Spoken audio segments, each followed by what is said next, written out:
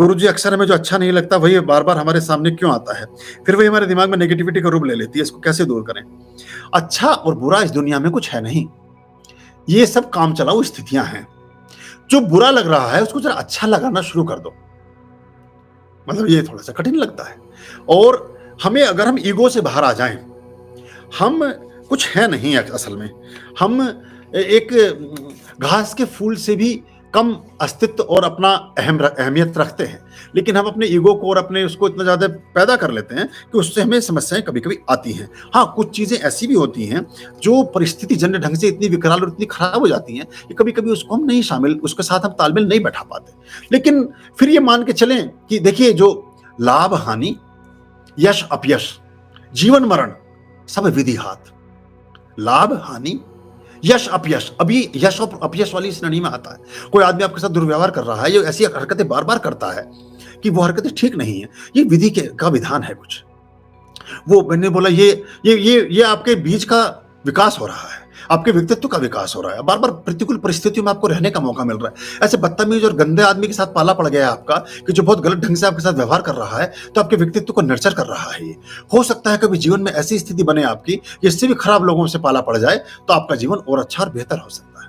तो आप ये देखें कि क्या परिस्थितियाँ हैं। मैं बोलता हूँ ना, accept people as they are and accept situations as they are.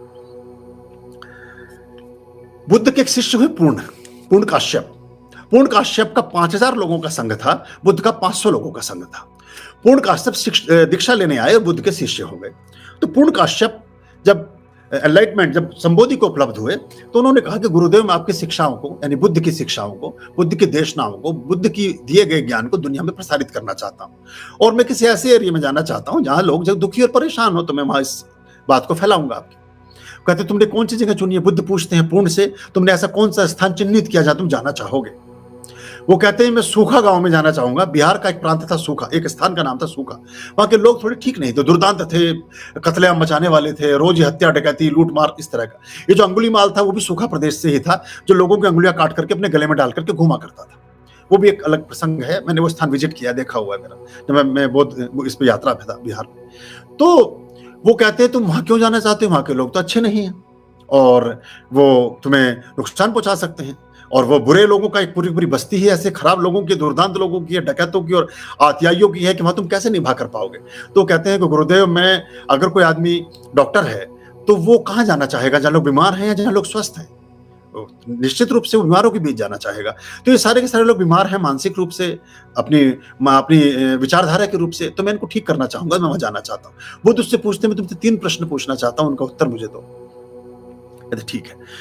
तो पूछते हैं बुद्ध पूर्ण से कि पहला सवाल कि वो इतने बुरे हैं, इतने खराब व्यक्ति हैं, अगर तुम्हारे साथ गाली गलौज करें और तुम्हारे साथ दुर्व्यवहार करें तो तुम कैसा अनुभव करोगे?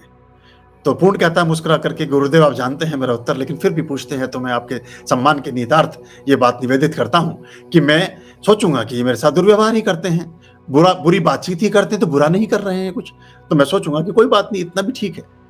कहते ठीक है। दूसरा सवाल पूछते हैं कि अगर तुम्हारे साथ गाली गलौज करते करते, दुर्व्यवहार करते करते मारपीट पर उतर आए और धक्का मुक्की करने लगे, लात घूसा चलाने लगे, थप्पड़ मारने लगे, तो तुम्हें क्या होगा? तुम कैसे महसूस करोगे?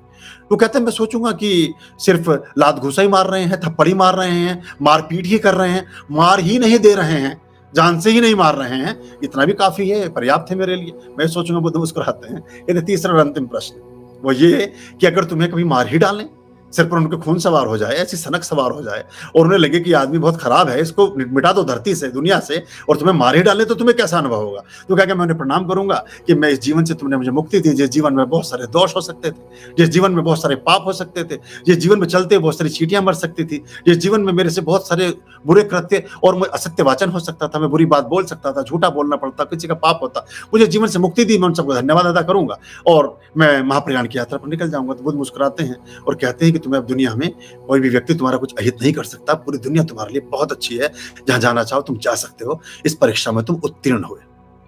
दूसरा प्रसंग, स्वामी विवेकानंद जाते हैं लेट 80s में, 1883 के आसपास शिकागो में, अमेरिका में, धर्म संसद में भारत का प्रतिनिधित्व करने के लिए, और मां शारदा से आशीर्वाद लेने के लिए पहुंचते हैं अपने गुरु रामकृष्ण परमहंस के घर।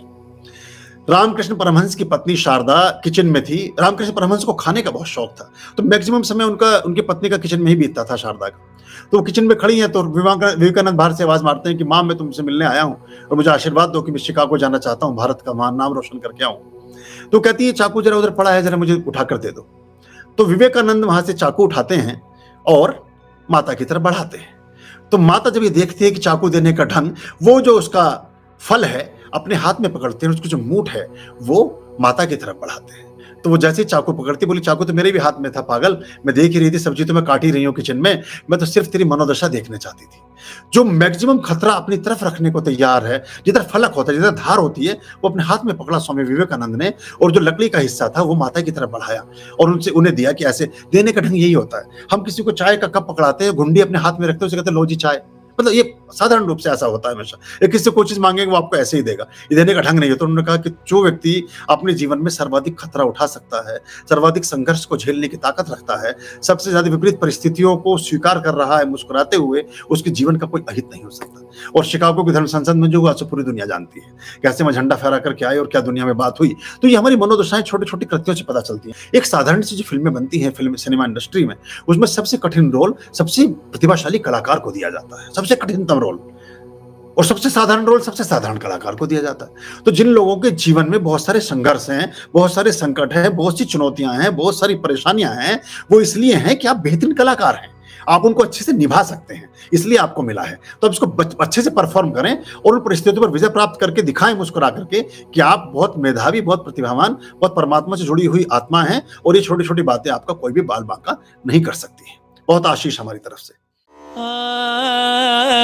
आर्याम अभयाम भज रे चित संततम आर्याम